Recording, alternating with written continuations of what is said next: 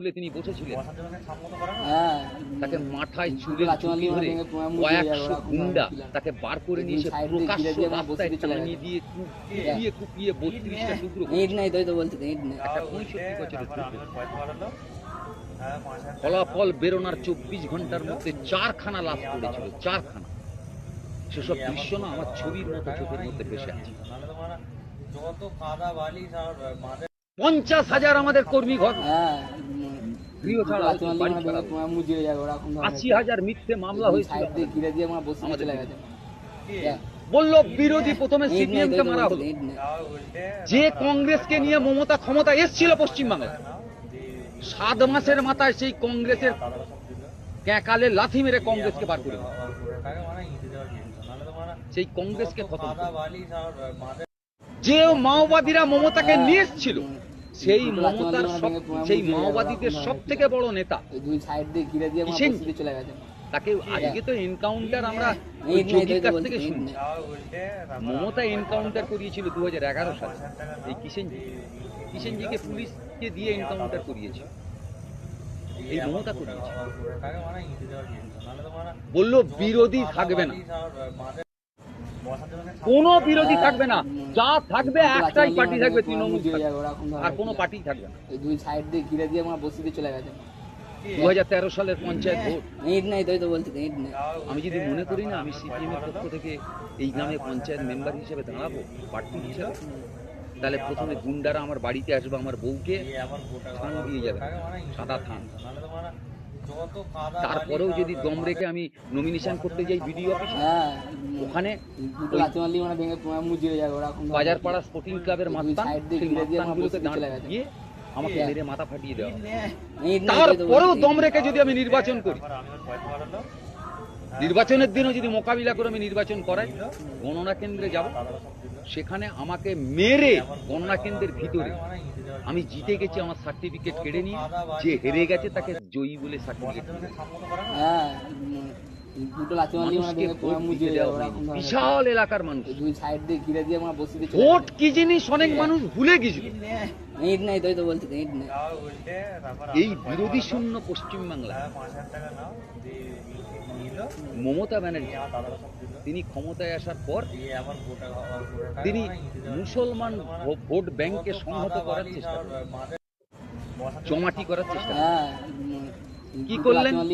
তিনি ইমামদের ভাতা ঘোষণা করলেন। দুই সাইড দিয়ে ঘিরে দিয়ে আমার বসে চলে গেছে। খুব দুঃখজনক। ইট নাই তাই তো সমাজের বলতে মধ্যে থেকে কিন্তু তেমন কোনো প্রতিবাদ সংগঠিত হয়নি।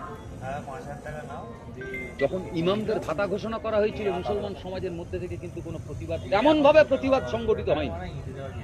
একটি গণতান্ত্রিক ধর্মনিরপেক্ষ রাষ্ট্রে সরকারের তহবিলে টাকা আসে কি করে? দুটো লাথি মারলি মানে ভেঙে সরকারের তহবিলে টাকা আসে মানুষের ট্যাক্সে, দুই সাইড দিয়ে ঘিরে দিয়ে জিএসটি আমার থেকে বসে টাকা চলে আসে। গেছে।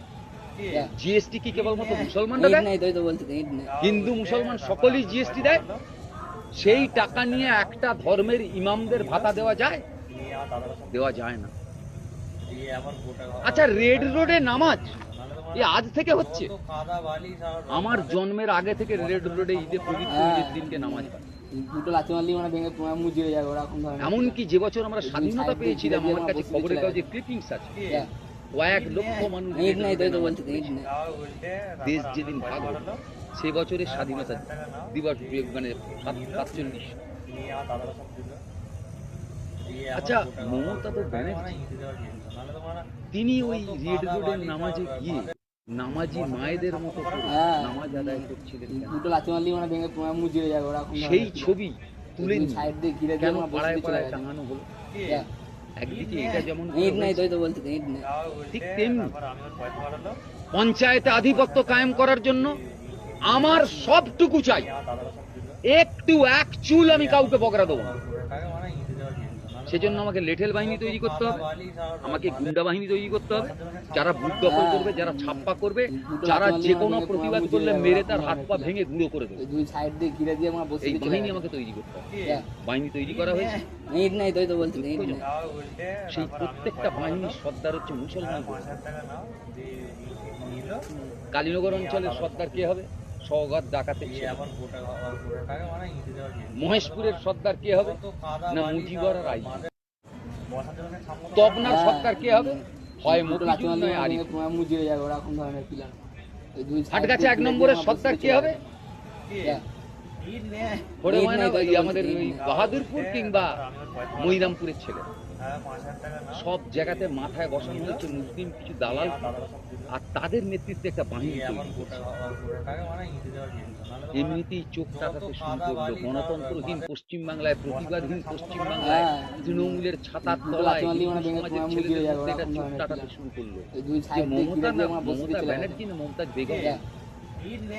আর ঈদ নাই তো এই তো বলছি, আরএসএস ঈদ কে নাই। খোলা মাঠে খেলতে দেওয়া হবে। খোলা মাঠে খেলতে দেওয়া হবে। তুমি যেমন ইচ্ছা খেলো। অসংখ্য আরএসএস এর স্কুল তৈরি হয়েছে, অসংখ্য মন্দির তৈরি হয়েছে। যে মন্দির তৈরি হয়েছে ওই মন্দির তৈরি করার পয়সা ওই গ্রামে কোনো মানুষ চাঁদা দেয়নি, কিন্তু বিরাট মন্দির তৈরি দুটো হয়েছে। লাথি মারলে মানে ভেঙে তোমার মুজে হয়ে কোথা যাবে থেকে ওরকম টাকা ধরনের দিয়েছে, প্ল্যান। কে দিয়েছে কেউ ওই জানে দুই না। সাইড দিয়ে ঘিরে দিয়ে আমার বসিতে চলে গেছে। আরএসএস ফান্ডিং করেছে। ঈদ নাই তো এই তো টাকা বলছি, দিয়ে। ঈদ নাই। হোয়াটসঅ্যাপ ইউনিভার্সিটি তৈরি হয়েছে। অনেকে বলছে বিজেপি এসেছে। আরে বিজেপি 2019 সালে ভাই এসে গেছে। আমি তোমাকে রেজাল্ট দেখাতে পারি। 2019 সালের লোকসভা নির্বাচন বিজেপি যাতে দ্বিতীয়বারের জন্য দিল্লির মসনদ দুটো দখল লাথি করলো মারলে মানে নরেন্দ্র ভেঙে মোদী। তোমার মুজে হয়ে যাবে ওরকম ধরনের প্ল্যান। পুলওয়ামায় জঙ্গি দুই হানাকে সাইড দিয়ে কেন্দ্র ঘিরে করে দিয়ে আমার বসিতে চলে গোটা গেছে। দেশে পাকিস্তান বিরোধী জিগির ঈদ নাই তো এই তো বলছি, ঈদ নাই। আর দেশভক্তির একেবারে গতগত দেশভক্তি। পাড়ায় পাড়ায় সব শহীদের ছবি টাঙানো হলো, মোমবাতি মিছিল হলো, আর প্রত্যেকটা কথাতে বুঝিয়ে দেওয়া হলো পাকিস্তানের বিরুদ্ধে আমাদের লড়াই। যদি দেশকে ভালোবাসো পাকিস্তানকে দুটো লাথি ঘেন্না মারলে করতে মানে হবে। ভেঙে তোমার মুজে আর হয়ে যাবে পাকিস্তানকে ওরকম ঘেন্না ধরনের করতে হবে মানে তার মানে দুই সাইড এখানে দিয়ে অনেক ঘিরে দিয়ে আমার পাকিস্তানের বসিতে চর চলে আছে, গেছে। তাদেরকে ঘেন্না করতে হবে।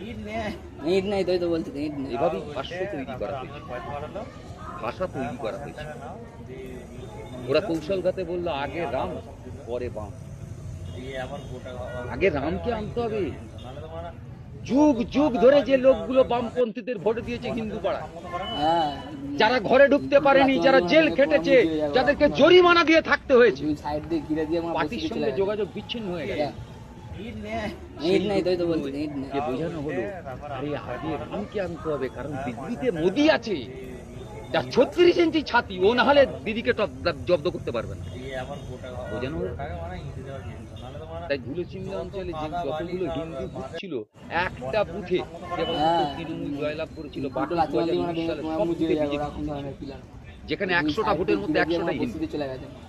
আমার কাছে রেজাল্ট আছে ব্যাগের মধ্যে। ঈদ নাই তো এই তো 2019 বলছি, ঈদ নাই। সালের সেবারই বোঝা গেছিল পশ্চিমবাংলায় বিজেপি আসার শুরু সময়ের অপেক্ষা।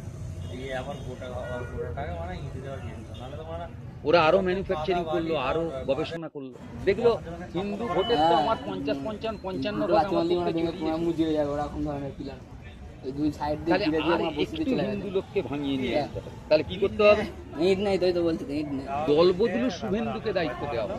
যে শুভেন্দু তৃণমূলে থাকার সময় 3 বাটি গরুর মাংস ছাড়া টিফিন হতো না, সেই শুভেন্দু হয়ে গেল রাতারাতি সনাতন। গলায় গেরুয়া ওড়না দিয়ে সারাদিন সকাল থেকে রাত্রি পর্যন্ত সাংবাদিকদের কাছে যে বাইট দিত, তাতে 4টে মোট কথা আছে। ওই দুই একটা সাইড দিয়ে কথা ঘিরে দিয়ে আমার সনাতনী, বসিতে চলে গেছে। একটা কথা জেহাদি, একটা কথা অনুপ্রবেশকারী, ঈদ নাই তো এই তো আর একটা বলছি, কথা ঈদ নাই। পাপাচার। মুসলমান ভোট আমার দরকার নেই, এটা হিন্দুদের দেশ, হিন্দুরাই থাকবে, কোনো কথা হবে না। সব কটা বাজার গরম করার কথা যত বলেছে, তত বেশি হিন্দু পাড়ায় ভোট। দুটো লাথি মারলে মানে ভেঙে হিন্দু তোমার ভোট মুজে হয়ে যাবে আরো ওরকম ধরনের বেশি প্ল্যান। তৃণমূলের ছাড়া। ওই দুই সাইড দিয়ে ঘিরে দিয়ে আমার তাতেও বসিতে যখন চলে গেছে। নিশ্চিত হতে পারলো না, হ্যাঁ। তখন ঈদ নাই তো এই তো বলছি, ঈদ নাই। নির্বাচন কমিশনকে ব্যবহার করলো, এসআইআর কে ব্যবহার করলো। কিন্তু এসআইআর কে ব্যবহার করে কিছু করতে পারতো না। কিন্তু আমাদের পশ্চিমবাংলার মমতা, তাকে তো প্রমাণ করতে হবে যে সে মসিহা। তাই যখন হ্যাঁ। আমরা দুটো লাথি এনুমারেশন মারলে মানে ফর্ম ভেঙে জমা তোমার দিলাম, মুজে হয়ে যাবে ওরকম ধরনের সেগুলোকে প্ল্যান। যখন দুই সমস্ত সাইড দিয়ে অ্যামালগামেট ঘিরে দিয়ে করা আমার হলো, বসিতে যুক্ত চলে করা গেছে। হলো, তারপরে সেগুলোকে যখন ডাটা এন্ট্রি হবে, ঈদ নাই তো এই তো বলছি, তথ্য ঈদ নাই। সংকলন হবে, তখন নির্বাচন কমিশনের পক্ষ থেকে বলা হলো যে 1000 ডাটা এন্ট্রি অপারেটর আমাদের লাগবে। মমতা দিল না, দেবো দেবো করে ঝুলিয়ে ঝুলিয়ে দিল না। ইলেকশন কমিশন এই সুযোগটাকে কাজে লাগালো, বললো তুমি আমাকে মেশিন দাও, ডাটা